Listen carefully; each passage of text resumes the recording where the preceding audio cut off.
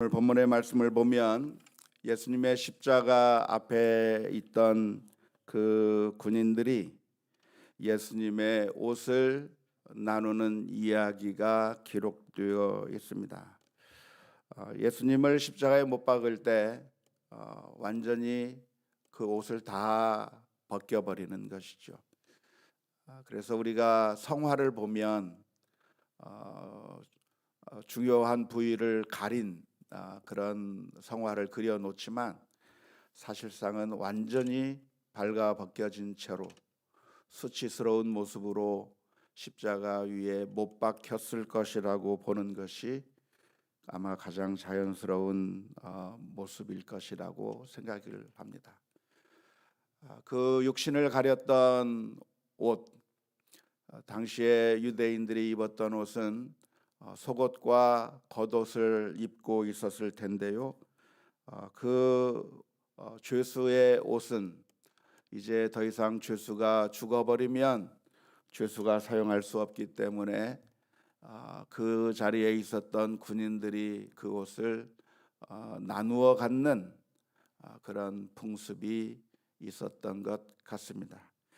그래서 그 군인들이 예수님의 옷을 서로 나누어서 어떤 옷은 서로 분리해서 나누어 갖기도 하고 속옷은 분리할 수 없는 것이기 때문에 제비를 뽑아서 누가 가져갈 것인지 서로 내기를 해서 그래서 예수님의 옷을 나누어 가졌다고 기록하고 있습니다. 예수님의 옷을 나누어 갖게 되었을 때 이 군인들은 아마도 수지를 맞았다고 생각을 하게 될 것입니다. 로마 군인으로서 받는 봉급뿐만 아니라 이러한 일들을 통해서 얻게 되는 부수적인 그런 수입들을 얻게 될 때 너무나도 좋았을 것이라고 생각이 드는데요. 참 안타까운 것은 그것이 과연 예수님에게서 받을 수 있는 최상의 소득이었을까 하는 것입니다. 예수님이 누구십니까? 영생의 말씀을 우리들에게 전해주시는 분이고 그리고 우리에게 영생의 선물을 주시는 분이 바로 주님이 바로 자신들의 눈앞에 있는데 그 예수님에게서 얻을 수 있는 영생의 선물이 있음에도 불구하고 그런 것에는 관심이 없고 그저 이 세상의 이득만을 위해서 옷을 누가 더 많이 가져갈까에 혈안이 되어 있는 군인들의 모습을 본다고 하는 것이 너무나도 안타까운 일입니다. 그런데 그런 모습을 보이는 것이 그 당시 예수님의 십자가 앞에 있었던 군인들만 그런 모습을 보여준 것이 아니라 어쩌면 오늘날 교회에서 신앙생활하고 있는 우리들도 정말 중요한 것은 놓쳐버리고 예수님의 겉옷, 속옷을 서로 차지하겠다고 달려드는 우리들의 모습을 너무나도 많이 닮아 있습니다. 우리가 신앙생활함에 있어서 가장 중요한 것이 무엇입니까? 주님을 바라보고 주님과 함께 교제하고 주님으로부터 은혜를 받는 것이 가장 소중한 것이고 거기에 우리 신앙생활에 가장 중요한 것이 놓여져 있는 것인데 우리가 갈망하는 것, 우리가 이 세상에서 갈망하는 것이 무엇이냐면 그야말로 이 세상에 썩어질 것들, 얼마 가지 못하여 정말 허망하게 사라져 버릴 것들에 목매어 달고 그것을 우리가 추구하면서 살아가면서도 그게 신앙생활인 양 착각하게 되는 경우가 너무나도 많이 있습니다. 종종 우리 교회에서 교회 학교에서 하는 것들을 보면 하나님의 말씀을 암송하기도 하고 또한 찬양을 하기도 하고 또 여러 가지 것들을 하면서 잘하는 자들에게 시상을 하게 되는 경우가 있고요. 달란트 시장을 하게 되는 경우가 있는데 그러한 것을 통해서 정말 예수 그리스도를 사랑하는 마음, 하나님을 사랑하는 마음들이 더 커지기를 바라는 마음으로 그런 일들을 하게 되는 것인데요. 또 전도를 잘하면 시상을 하기도 하고 여러 가지 박수를 쳐주기도 하고 격려하기도 하는데, 그 모든 것들에 목적이 있다고 한다면 우리가 주님을 더 많이 알고 주님과 더 가까이 가고 더 믿음이 커지기를 위해서 그런 일들을 하게 되는 것인데, 때때로 우리들의 관심이 하나님께 관심이 있기보다는, 주님께 관심이 있기보다는 그러한 마치 겉옷 속옷에 욕심을 냈던 군인들처럼 이 세상에 썩어질 것들을 욕망하고 있는 것은 아닌지, 오늘 이 아침에 저와 여러분들이 자신을 돌아볼 수 있는 귀하고 복된 이 아침이 될 수 있기를 주님의 이름으로 축원합니다. 교회 안에서 사람들로부터 인정을 받고 박수를 받고 사람들이 나에게 칭찬해 주는 것에 목말라 하면서 그것을 기대하고 있었던 것은 아닙니까? 집사요, 권사요, 장로요, 또한 목회자라고 하는 그런 타이틀이 욕심이 나는 것이고, 정말 훌륭한 분이라고 하는 그런 칭찬, 사람들의 칭찬이 욕심이 나고 사람들이 나를 알아주고 나에게 박수를 쳐주는 것, 그것에 우리들의 마음이 다 빼앗겨 버리고 그러한 썩어질 것들에 우리들의 마음이 빼앗겨 버렸다고 한다면, 오늘 이 아침에 회개하고 나아가며 참된 영생을 주신 우리 주님을 바라보며 사랑의 관계 가운데 더 깊이 나아가는 우리 모두가 다 될 수 있기를 주님의 이름으로 축원합니다. 오늘 말씀을 보면 예수님께서 마리아와 또 다른 제자들이 있는 것을 보시고, 사랑하는 제자라고 하는 것은 아마도 요한이라고 할 수가 있겠는데요, 그 예수님의 어머니와 요한이 있는 것을 보시고 예수님께서는 십자가 위에서 세 번째 말씀을 해 주셨습니다. 그것은 바로 여자여 보소서 아들이니이다 라고 하는 말을 마리아에게 해 주셨을 뿐만 아니라, 또한 그 예수님께서 사랑하셨던 제자를 향해서는 보라 내 어머니라 라고 말씀해 주셨다고 오늘 본문에 기록하고 있습니다. 여기서 예수님께서 여자여 보소서 아들이니이다라고 이야기를 했는데요, 예수님께서 자신의 어머니를 가리켜서 어머니라고 표현하지 않고 여자여라고 표현하고 있다고 하는 사실이 우리들에게는 좀 생소할 겁니다. 우리나라 사람들은 동방 예의지국의 그런 전통 가운데 살아왔기 때문에 부모님을 향해서는 정말 존중하는 모습을 보이는 것이 너무나도 지극히 당연한 그런 삶을 살아오고 있는데, 예수님께서 어머니를 향해서 여자여라고 불렀다고 하는 사실이 좀 이상하고 생소하게 들릴 것이라고 생각을 하지만, 사실은 이것은 당시 유대 사회에서 충분히 사용할 수 있었던 어법이었다고 하는 것을 이해하시면 좋겠습니다. 이것은 예수님께서 어머니를 낮추어 부르는 것도 아니고 그냥 어머니와의 관계가 아닌 그저 객관적인 관계, 주님과 성도의 관계로서 마리아를 부르는 그런 것도 아니고, 그냥 당시 유대 사회에서 어머니를 부를 수 있는 그런 어법이었다고 하는 사실을, 우리와 문화가 달랐다고 하는 사실을 이해하고 이 표현을 보시면 좋을 것 같고요. 그냥 이것은 하대한 것도 아니고 가족관계를 떠나는 것도 아니고 애정이 담긴, 사랑이 담긴 표현으로 어머니를 불렀다고 하는 사실을 이해하시면 좋겠습니다. 어머니 마리아를 향해서 말을 하는데요, 보소서 아들입니다라고 이야기를 했습니다. 그러니까 원문 그렇게 표현하고 있는데 원문을 보니까 단어 하나가 번역할 때 빠진 채 번역이 되어 있는데요. 어떤 단어가 빠져 있냐면 당신의라고 하는 말이 원문에 들어 있는데 번역에서는 빠져 있습니다. 그러니까 보소서 아들이니다라고만 말씀하신 것이 아니라 보소서 당신의 아들이니다라고 이야기를 한 것이죠. 여기서 당신의 아들이라고 이야기했을 때 도대체 누가 이 마리아의 아들이라고 예수님께서 말씀을 하고 계시는 것일까요? 십자가 위에 달린 자기 자신을 가리켜서 보소서 당신의 아들이 지금 이 십자가에 달려 있습니다라고 하는 그런 의미로 당신의 아들이라고 말을 했던 것일까요?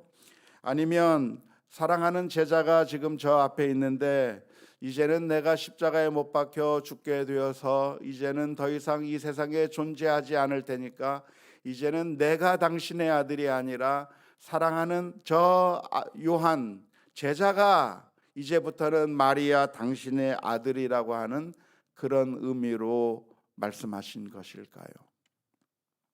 두 가지 다 가능성이 있겠지만 아마도 예수님께서 의도하신 것은 사랑하는 그 제자를 가리켜서 이제부터는 요한이 어머니의 아들입니다라고 표현했을 거라고 보는 것이 더 맞을 것 같습니다.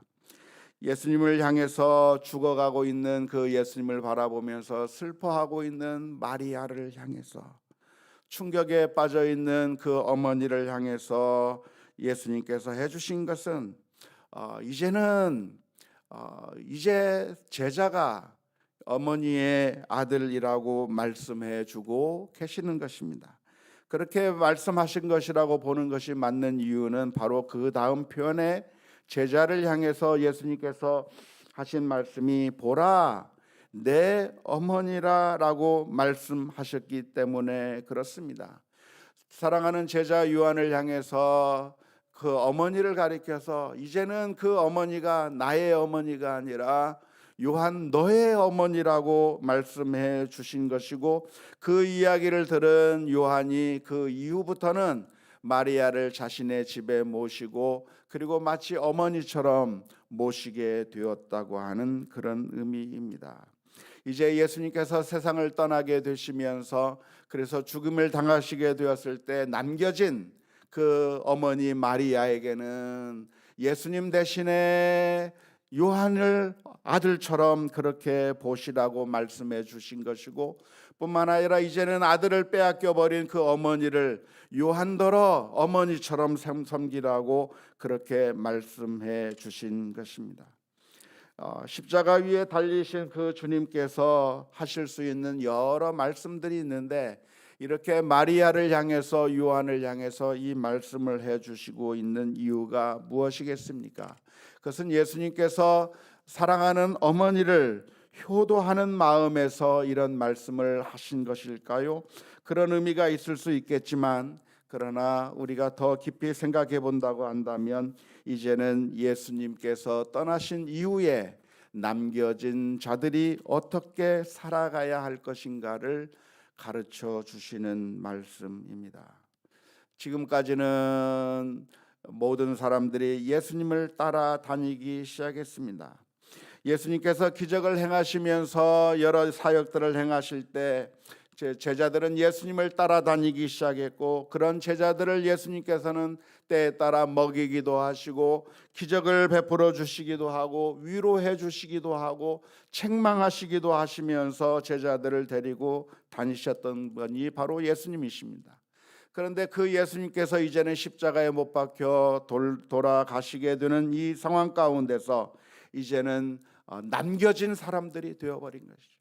예수님만 바라보면서 지금까지 왔는데 이제는 남겨져 버린 겁니다. 예수님은 사라져 버린 것입니다. 그래서 이 제자들의 상태가 어떤 상태가 되었습니까? 우리 한국 속담으로 한다면 마치 닭 쫓는 개처럼 그런 신세가 되어버린 것이죠.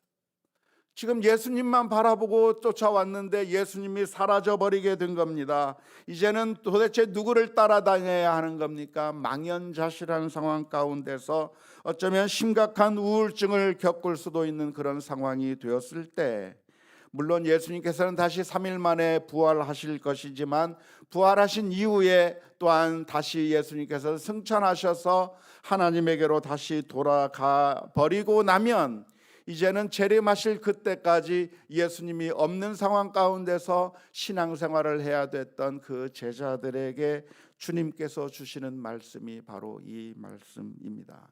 그러므로 이 말씀은 단순히 마리아에게만 했던 말씀, 제자 요한에게만 했던 말씀이 아니라 예수님께서 다시 오실 때까지 예수님이 없는 상태에서 신앙생활을 하고 있는 우리들을 향해서 들려주시는 말씀입니다. 예수님께서 제자들을 보시고 그리고 마리아를 보시고 이제부터는 요한이 어머니의 아들입니다.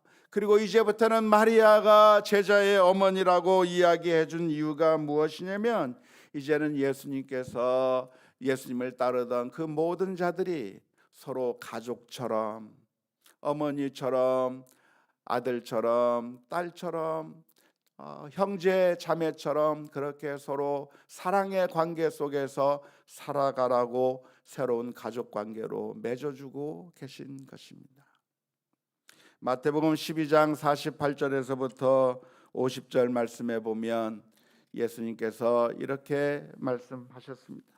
말하던 사람에게 대답하여 이르시되 누가 내 어머니며 내 동생들이냐 하시고 손을 내밀어 제자들을 가리켜 이르시되 나의 어머니와 나의 동생들을 보라.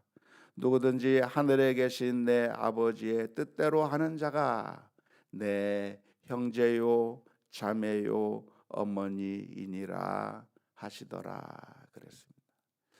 예수님을 찾아온 그 예수님의 가족들이 와서 예수님을 찾고 계셨을 때 그때 제자들에게 해주셨던 말씀이 바로 이 말씀인데요, 이 말씀은 어머니를 무시하겠다고 하는 말씀이 아닙니다. 예수님의 가족들을 이제는 더 이상 모른 척 하겠다고 하는 말씀이 아니라 새로운 공동체를 예수님께서 말씀해 주고 계시는 것입니다. 그래서 이제는 예수 그리스도를 믿는 믿음의 사람들이 서로 마치 가족처럼 아버지, 어머니, 형님, 동생, 그리고 아들, 딸, 그런 관계로 함께 신앙의 공동체, 새로운 영적인 가족을 이루어서 살아가라고 말씀해 주고 계시는 것입니다. 그래서 요한복음 19장 27절 말씀에 보면 그때부터 그 제자가 자기 집에 모시니라 라고 기록하고 있습니다. 이 말씀은 단순히 마리아와 요한에게만 해당되는 말씀이 아니라 주님의 재림을 기다리면서 아직도 이 세상의 풍파 가운데서 힘들고 어려운 일들을 만나면서 그렇게 살아가야만 하는 우리들을 향해서 주시는 말씀입니다. 그동안 예수님께서 계셨을 때는 예수님만 바라보면서 가면 됐습니다. 예수님만 따라가면 됐습니다. 예수님께서 가자 하면 가면 됐었고 멈추자 하면 멈추면 됐었고 예수님께서 말씀하시는 대로 그렇게 따라가면서 살아갈 수가 있었는데, 이제는 예수님이 없어져 버린 그 상황 가운데서 우리 성도들이 어떻게 살아가야 할 것인가? 예수님께서는 십자가 위에서 남겨진 제자들을 향해서 해주시는 말씀이 이제는 어머니로 모시고 이제는 아들로 생각해서 그리고 서로 가족관계로 생각해서 살아가라고 말씀해 주시는 것입니다. 우리 모두가 다 하나님의 영적인 가족이라고 하는 사실을 믿을 수 있기를 주님의 이름으로 축원합니다. 그래서 성경은 이렇게 권면하고 있습니다. 히브리서 10장 35절 말씀에 25절 말씀에 모이기를 패하는 어떤 사람들의 습관과 같이 하지 말고 오직 권하여 그날이 가까움을 볼수록 더욱 그리하자. 우리가 혼자 떨어져 있으면 우리가 신앙생활 하다 보면 마음이 서로 맞지 않아서 상처를 받기도 하고 그리고 괴로운 일도 있고 여러 가지 힘든 일들도 있습니다. 신앙생활 하다 보면 서로 성격이 다른 사람들이 같이 신앙생활 하다 보니까 생각이 다른 사람, 의견이 다른 사람들이 함께 같이 신앙생활 하다 보니까 마음이 상할 때가 얼마나 많은지 모릅니다. 우리가 어떠한 일을 하게 되면 모든 사람들이 같은 생각을 가지고 있는 것이 아니라 서로 다른 생각들이 있는 것이죠. 왜냐하면 똑같은 것을 바라보아도 이쪽에서 바라보느냐 이쪽에서 바라보느냐에 따라 보이는 게 각각 다른 겁니다. 원통을 놓고서 이쪽에서 보면 네모처럼 보이는 것이고 위에서 보면 동그라미처럼 보이는 것이고 서로 자신이 보는 그 입장에 따라서 의견이 완전히 달라지게 될 때 서로 자신이 본 것만을 이야기하고 자신이 생각하는 것만을 이야기하다 보면 서로 신앙생활하면서 조그만 일을 같이 하다가 아무 일도 안 하면 교회가 평안한데 무슨 일을 하고자 하면 마음이 서로 맞지 않아서 의견이 달라서 서로 이야기하다 보면 내 의견을 받아들여지지 않는 것 같아서 서로 마음이 상하고 상처를 입고 하다가 보면 이렇게 함께 신앙생활 하는 것보다는 그냥 내 팽개쳐버리고 나 혼자 조용히 있는 게 낫겠다라고 그렇게 시험받게 되는 경우가 얼마나 많은지 모릅니다. 그래서 그냥 한 걸음 뒤로 물러서서 더 이상 이제는 헌신도 하지 않고 더 이상 이제는 참여도 하지 않고 뒤로 물러서는 것이 가장 최고의 방법인 것처럼 생각될 때가 많습니다. 하지만 모이기를 폐하는 그런 습관처럼 할 것이 아니라 함께 가족처럼 뭉치고 함께 사랑을 나누어 살아가는 우리 모두가 다 되어야 될 줄로 믿습니다. 사도행전 2장 42절 말씀에 보면 초대교회의 모습을 그려주고 있는데요, 그들이 사도의 가르침을 받아 서로 교제하고 떡을 떼며 오로지 기도하기를 힘쓰니라 라고 기록하고 있습니다. 그들은 마치 영적인 가족이 된 것처럼 함께 같이 떡을 떼고 함께 교제하면서 신앙생활을 했던 것이라고 볼 수가 있겠는데요, 오늘 예수님께서 해주신 말씀은 두 사람을 향해서 다 말씀을 해주셨어요. 어머니만 향해서 하셔서 보소서 이제부터는 저 사람이 당신의 아들입니다. 어머니에게만 부탁한 것이 아니라 어머니에게도 부탁하고 아들에게도 부탁하는, 제자에게도 부탁하는 거죠. 보라 내 어머니다라고 이야기하는 거죠. 물론 당시 유대 사회 속에서 도움을 더 많이 받아야 될 사람은 당시 경제적인 면에서 남성보다는 여성이 더 많은 경제적인 도움이 많이 필요했었을 것입니다. 하지만 도움이라고 하는 것은 경제적인 것만 있는 것이 아니라 모든 것들이 서로 돕고 주고받는 것이죠. 사랑은 일방적인 것이 아니라 서로 주고받는 것인 것이죠. 어머니도 아들을 사랑하는 것이고 아들도 어머니를 사랑하는 것이고, 서로 가족이라고 한다고 하면 일방적으로 한쪽이 한쪽만을 위해서 희생하는 것이 가족이 아니라 서로가 서로에게 사랑을 베풀어 줄 때 그 가정이 행복한 가정이 되는 것처럼 우리 교회 공동체를 주님께서 만들어 주셨는데 그 교회 공동체는 서로가 서로를 사랑할 때 그 공동체가 영적으로 성숙해져 가면서 믿음이 성장해 나갈 수 있을 줄로 믿습니다. 그러니까 우리 모두가 다 누구예요?